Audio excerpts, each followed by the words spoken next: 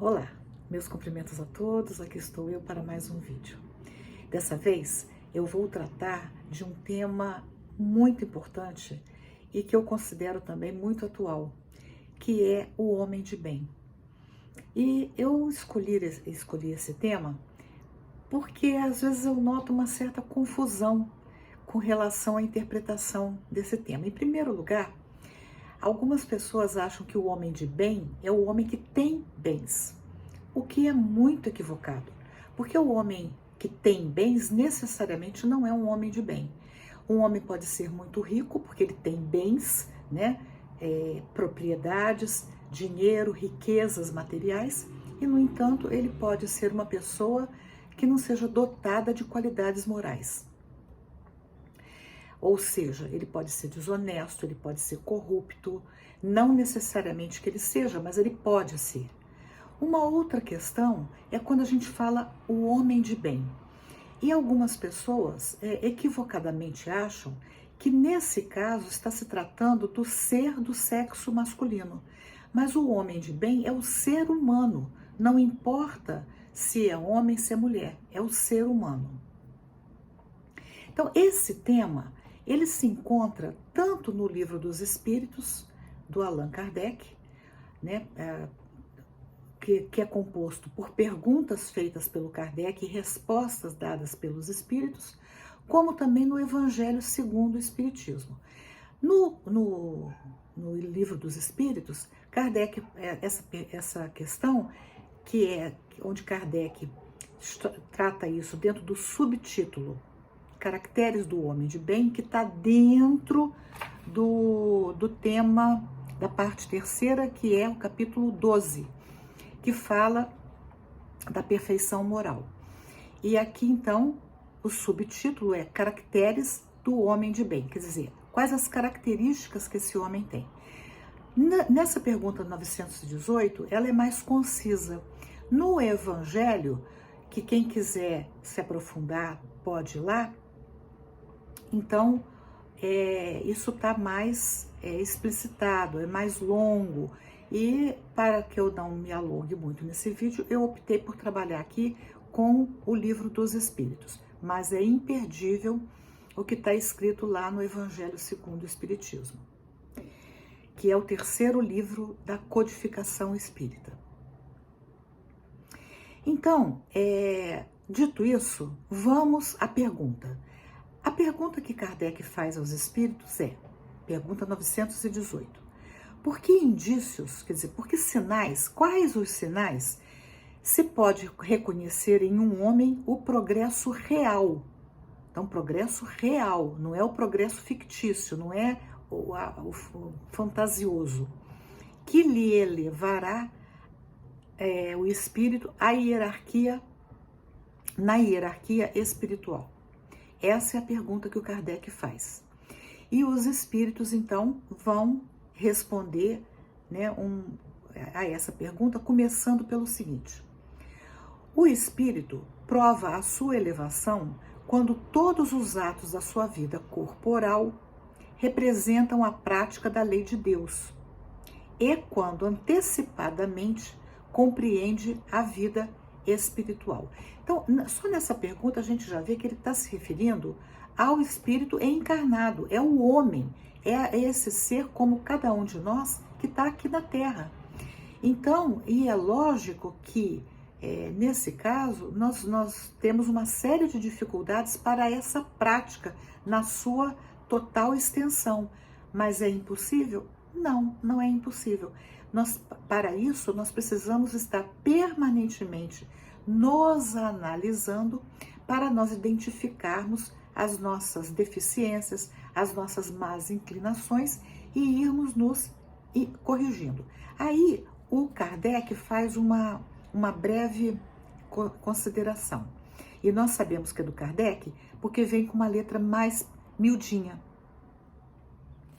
Ele diz assim: verdadeiramente homem de bem é o que pratica a lei de justiça, amor e caridade na sua maior pureza. Se interrogar a sua própria consciência sobre os atos que praticou, perguntará se não transgrediu essa lei, quer dizer, a lei de Deus. Se não fez o mal, se fez todo o bem que podia, se ninguém tem motivos para dele se queixar, enfim, se fez aos outros o que desejara lhe fizessem. Ou seja, isso aqui a gente vê que o Kardec está tratando do primeiro mandamento da lei de Deus, que é amar a Deus sobre todas as coisas e ao próximo como a si mesmo. Então eu devo fazer ao meu próximo, ou seja, os meus irmãos de caminhada, não importa se ele está pertinho de mim ou longe de mim.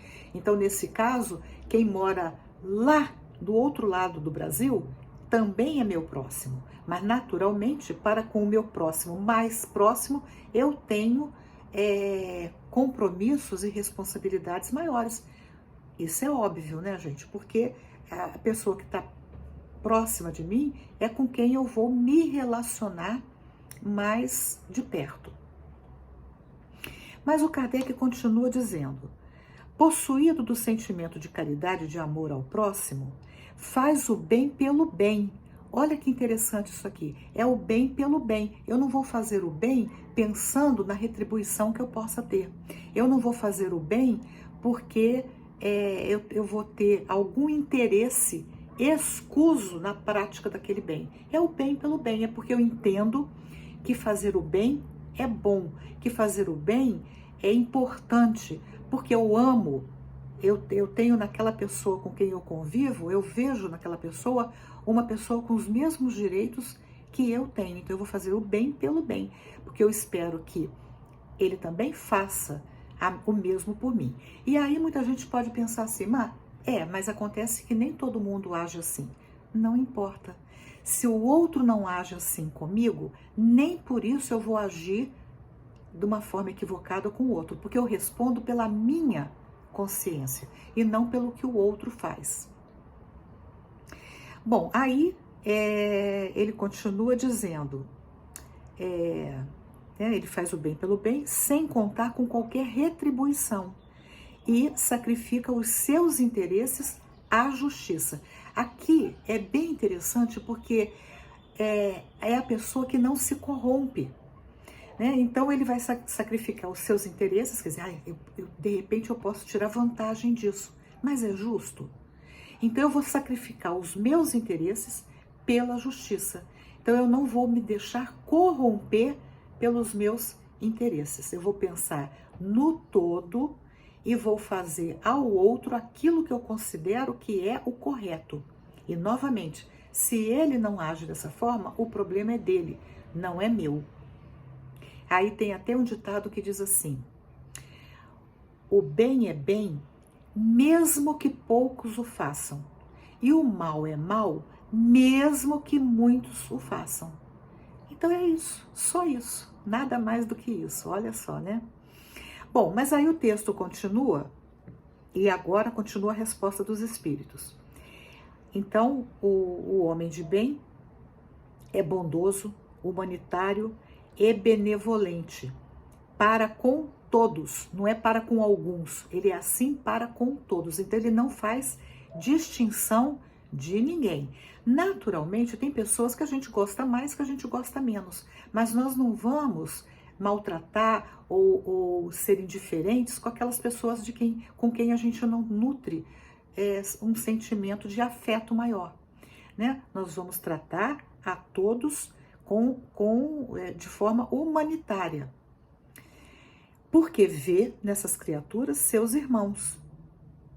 Então, e nós vamos tratar essas pessoas sem distinção de crença, de raça, né, de posição social. Eu vou tratar todo mundo como igual. E até tem uma passagem do Chico Xavier que eu ouvi agora recentemente. Uma pessoa me contou que tinha uma criatura muito pobre, muito maltrapilha, né? Até que não tinha assim muito cuidado corporal, né? Tinha os dentes estragados, e ele tinha pelo Chico um carinho muito grande. E o Chico também desenvolveu esse carinho com esse homem. E eu não sei se vocês sabem, mas se formavam filas quilométricas para as pessoas serem atendidas pelo Chico. E interessante porque o Chico cada pessoa que vinha falar com ele, conta-se que ele levantava, cumprimentava e voltava a sentar e continuava então na sua tarefa. Aí vinha outra pessoa, ele levantava, cumprimentava, atendia, voltava a sentar, vinha outra e assim por diante. Então ele era incansável. Fala-se que as pessoas que estavam ali atendendo, né, todo esse processo, se cansavam de ver o Chico levantar numa deferência para com aquelas pessoas. E era para com todos. Não importava se a pessoa estava bem ou mal vestida. Bom, então, essa pessoa, né, quando ela chegava, o Chico dava uma atenção especial a ela, né? Abraçava, beijava a mão dele, ele beijava a mão do Chico, e aí ia embora. E também conta-se que quando esse homem desencarnou, ele foi recebido por Jesus, né? Então isso mostra para nós o quanto que às vezes uma pessoa que a gente acha que é um pobre coitado, às vezes espiritualmente está muito, mas muito acima de nós. Bom, mas aí o texto continua e diz assim: se Deus lhe outorgou o poder e a riqueza, então aqui ele está falando do homem de bem. Se Deus outorgou, quer dizer, deu para essa pessoa, nessa encarnação, poder e riqueza, então o poder tem poder aquela pessoa que pode tomar decisões, cujas decisões vão interferir na vida de outras pessoas, então ele tem poder, ele tem, como diz assim, ele tem a caneta na mão. Deus outorgou a ele o poder e a riqueza. Então ele tem grana, ele tem dinheiro, ele é rico, materialmente falando. E quando ele é um homem de bem, ele não utiliza nem esse poder, nem essa riqueza de forma abusiva. Ele considera essas coisas como um depósito. Ou seja, ele entende que ele tem esse poder e essa riqueza de uma forma temporária, porque nós somos passageiros dessa vida. Nós não nascemos para a semente. A gente nasce, a gente cresce e um dia a gente parte dessa vida. E o que a gente leva conosco? Todas aquelas virtudes, aquele conhecimento, aquele saber que nós acumulamos. O resto, roupa, joias, propriedades, ficam para trás. Então, tudo que nós temos, materialmente falando, são depósitos que Deus nos confiou para nós fazermos o bem. Então, é o que o texto vai dizer, que lhe cumpre usar para o bem, não para o mal. E aí, nesse caso, eu vou usar tudo que Deus me favoreceu como instrumentos para que eu possa ajudar o meu próximo. E aí continua o texto: delas não se envaidece. Eu sou rico, né? Eu sou isso. Você sabe com quem você está falando? Eu não vou me envaidecer, porque eu sei que isso não é de fato meu. Isso é empréstimo, é um depósito que um dia pode ser tirado de mim. E por que não se envaidece? Por saber que Deus lhes deu, quer dizer, deu o poder e a riqueza, mas também pode retirar. E aqui eu me lembro de um ditado que fala assim: pai pobre, filho nobre, neto pobre. Pai pobre, filho nobre, neto pobre. O que mostra que a riqueza, ela passa de mãos em mãos. E muitas vezes também tem uma lição importante para nós. Porque às vezes aquele pai que batalhou muito, que lutou muito e conseguiu acumular riqueza, ele quer que o filho tenha do bom e do melhor. E aí o filho galga uma posição social como se ele fosse nobre, né? O que não é errado, tá certo, né? O pai tem condição de dar instrução para esse filho, mas ele precisa ser nobre também em comportamento, em sentimentos. Acontece que muitas vezes o que ocorre? Os pais, os avós querem evitar que os netos e os filhos passem pelas mesmas vicissitudes e com isso não permitem que os filhos, os netos, batalhem pelo que eles desejam, que eles não conquistem por mérito próprio aquilo que eles desejam. E com isso, o que acontece? Eles malbaratam a riqueza. Por isso é que o ditado é interessante. O pai é rico, o filho é nobre e o neto pode ser pobre. Não quer que vá ser, mas pode ser se ele não teve uma educação no sentido de preservar essa riqueza e fazer dessa riqueza instrumento para auxiliar os seus companheiros de jornada, né? Na verdade, o próximo, né? Aqueles com quem que vai depender deles. E aí, o texto continua dizendo: se sob sua dependência a ordem social colocou outros homens, e aqui também é uma colocação do Kardec, ou seja, eu tenho aqui sob minha dependência o empregado, o ajudante, aquela pessoa que vai me servir. Então ela fica sob minha dependência na ordem social. Eu ocupo uma posição social superior àquele que está numa posição social inferior à minha.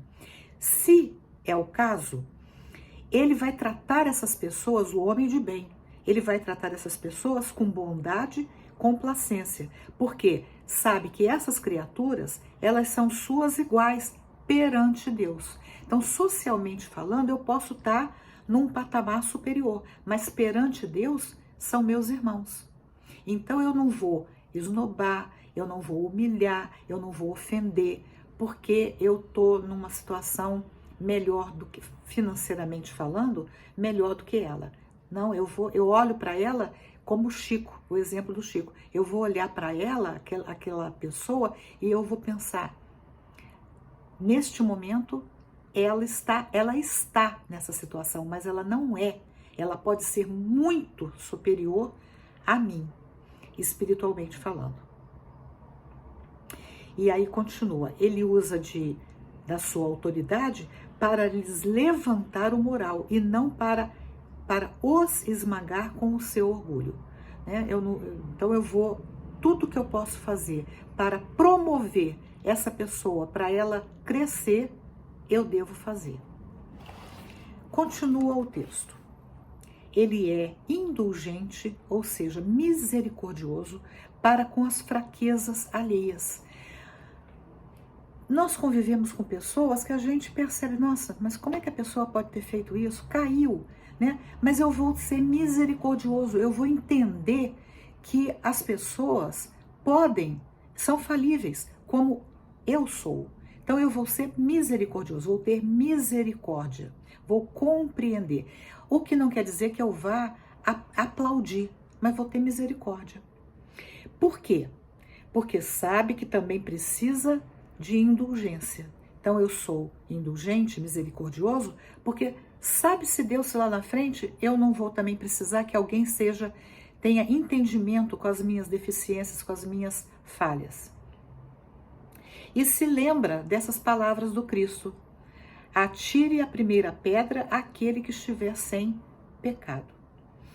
Continua o texto dizendo: o homem de bem não é vingativo, né? Então, alguém fez alguma coisa para mim que me magoou, que me ofendeu, eu não vou, se eu estiver numa posição melhor lá na frente, me vingar dessa pessoa.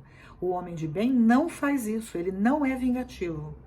E a exemplo de Jesus, perdoa as ofensas, para só lembrar dos benefícios.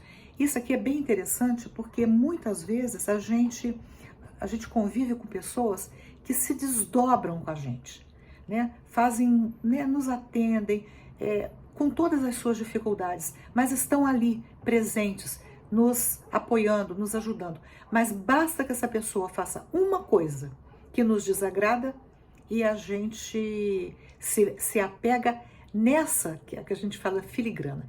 A minha mãe tinha uma amiga bem idosinha e ela dizia assim para minha mãe sempre foi uma pessoa muito caridosa, sempre ajudou muito as pessoas. E essa amiga da minha mãe dizia assim, Venita, esse era o nome da minha mãe, você vai fazer 99%. Quando você deixar de fazer 1%, aí você vai conhecer quem é essa pessoa. E infelizmente, não são todas as pessoas, mas isso é muito comum, né? As pessoas às vezes rompem com as outras porque elas deixaram de fazer 1%. Fica aborrecida por causa de um nada. E se esquece de todos os benefícios que recebeu ao longo da sua vida. Então, né, continua o texto aqui dizendo: a exemplo de Jesus, perdoa as ofensas para só lembrar dos benefícios, pois não ignora que, como houver perdoado, assim será perdoado. Respeita, enfim, em seus semelhantes todos os direitos que as leis da natureza lhes concedem, como quer que os mesmos direitos lhes sejam respeitados. E aqui é uma coisa bastante interessante, né? A questão do respeito. E esse respeito vai muito além da cordialidade, né? De eu respeitar no convívio com as pessoas as diferenças, né? Mas é também respeitar as diferenças de opiniões. Eu tenho que aceitar que as pessoas possam ter opiniões divergentes das minhas. Elas têm direito de não pensarem como eu. E eu vou ter, então, o dever de respeitar essas pessoas da mesma forma que eu quero ser respeitada. O que não quer dizer que eu vá concordar com elas, né? E ainda nesse assunto, nesse tema, que fala muito do amor, da caridade, nós sabemos que Jesus sempre falou que a gente deve amar inclusive os nossos inimigos. E aí, aqui vem uma questão que sempre surge, assim, mas como que eu vou amar o meu inimigo? E é muito importante, até aqui mesmo, tem deixa eu achar aqui no Livro dos Espíritos, que fala assim, oh meu Deus, cadê? Eu me perdi. Mas diz assim, que quando Jesus falou da necessidade, da importância de nós amarmos os nossos inimigos, não quer dizer que nós vamos ter para com eles o mesmo amor que a gente tem para com os nossos amigos, né? Achei. Diz assim, certo que ninguém pode votar aos seus inimigos um amor terno e apaixonado. Não foi isso que Jesus entendeu ao dizer que nós devemos amar o nosso inimigo. Aí ele vai explicar, os espíritos explicam, amar os inimigos é perdoar-lhes e lhes retribuir o mal com o bem. E aí, assistindo uma palestra, recentemente, o palestrante falou o seguinte, quando que você sabe que você perdoou? Não quer dizer que você ter perdoado alguém, que você vai ter com aquela pessoa a mesma convivência que você tinha antes. Às vezes é impraticável isso.